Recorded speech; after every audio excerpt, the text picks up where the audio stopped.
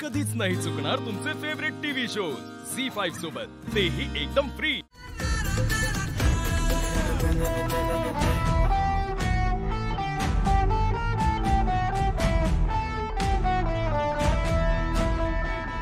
या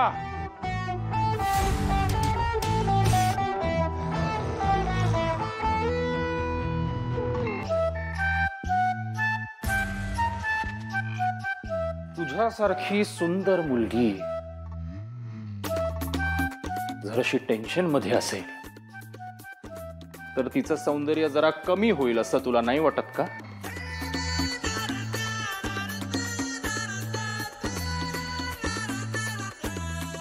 वाटत नाही का?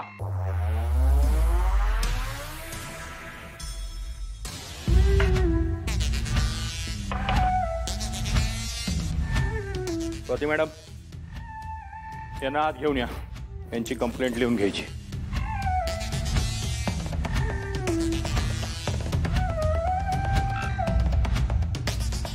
परत भेट झालीच की, पण काय झालं? इतकं घाबरायला काय झालं? हे बघ, मी समोर असताना कुठल्याही मुलीला घाबरण्याची काही गरज नाही, कारण सगळ्या सुंदर मुली माझ्या हातात अगदी सेफ असतात।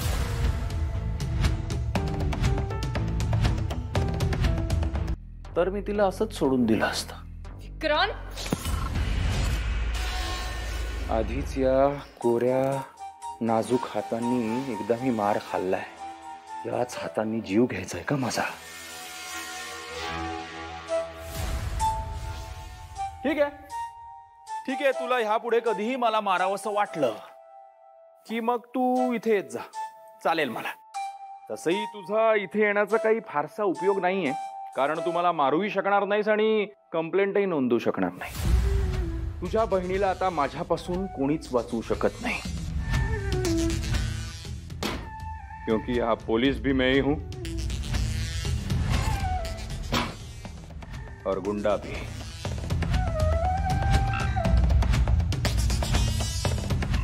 निघा आता। माझ्या रेवतीची म्हणजेच तुझ्या रेवूची नीट काळजी घे हा, कारण ती माझी प्रॉपर्टी आहे।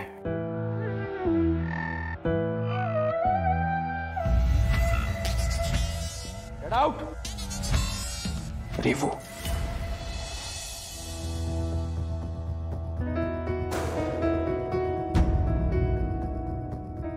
तुझ्या बहिणीच्या आणि माझ्यामध्ये यायचा प्रयत्न करू नकोस, हे तुझ्यासाठी वाईट असेल आणि तिच्यासाठी। कोणती तक्रार नोंदवू? तुझी बहीण एका लग्न झालेल्या हँडसम पुरुषाच्या प्रेमात पडलीये, त्यांचा संसार मोडू पाहतेय, हे लिहू का? की ती आत्महत्या करण्याचा प्रयत्न करते, हे लिहू? काय ग झालंय का ग सूप? अगं जाळतेस ते सूप काय ग? अगं काल माझ्या रेऊचा हात कापलास, आज सूप जाळतेस, तुझं काय करू मी मला कळत नाहीये। तुझी अवदसा माझ्या गळ्यात थोंड म्हणून बांधून घेतलीये मीच।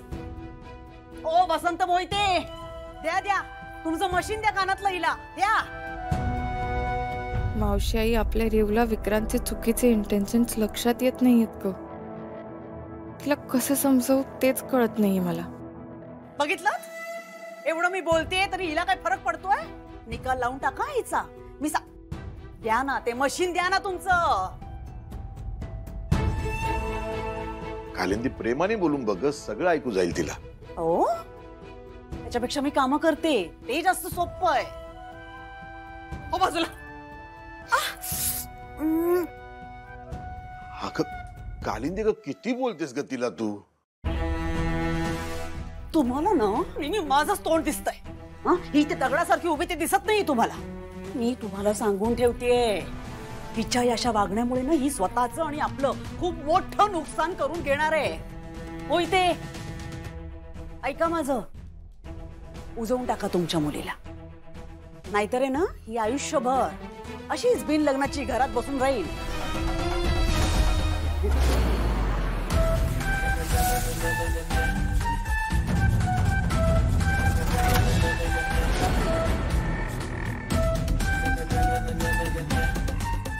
तू इथे काय करतोयस?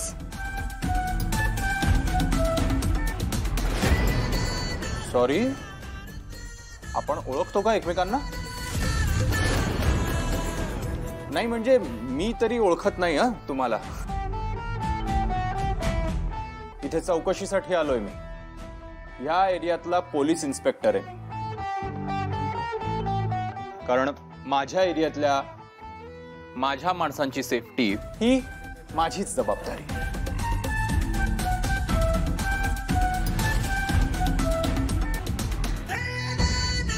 हॉस्पिटलमधून कॉल आला होता. ते म्हणाले की इथे कुठलं तरी सुसाइड अटेम्प्ट झालंय म्हणे, म्हणून आलोय. आणि इथे येऊन बघतोय तर काय वेगळंच चित्र आहे. तुम्ही तुमच्या बहिणीच्या हातात बांगड्या भरत असताना तिला एवढी मोठी जखम झाली. हो ना, ही ना या सगळ्या लीलाच्या मूर्खपणामुळे झाले. एक काम धड जम. एक काम धड करता येत नाही.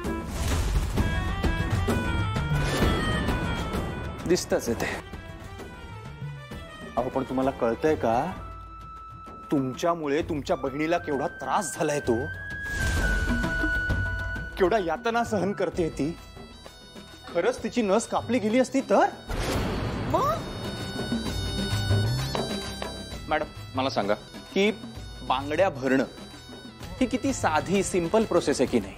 हा तेच तर. आता एवढ्या मोठ्या मुलीला ते सुद्धा जमायला नको.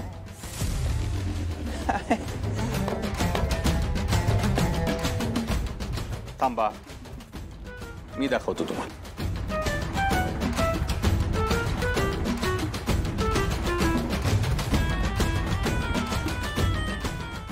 आता नीट बघा. हे बघा, हा हात असा अलगदपणे हातात घ्यायचा आणि ही बांगडी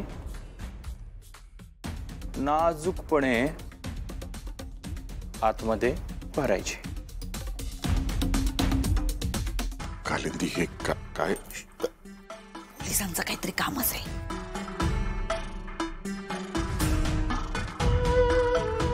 अशी.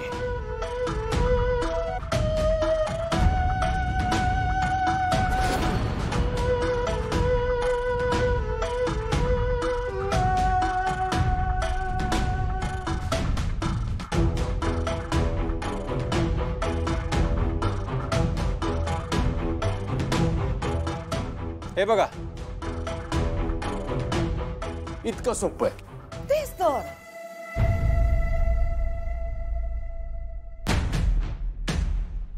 इन्स्पेक्टर साहेब, तुमच्या हाताला जखम झाली आहे ना?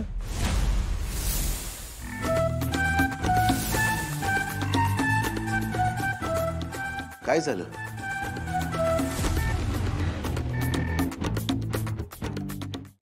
झी5 ॲप डाउनलोड करा आणि पहा सर्व एपिसोड्स एकदम फ्री.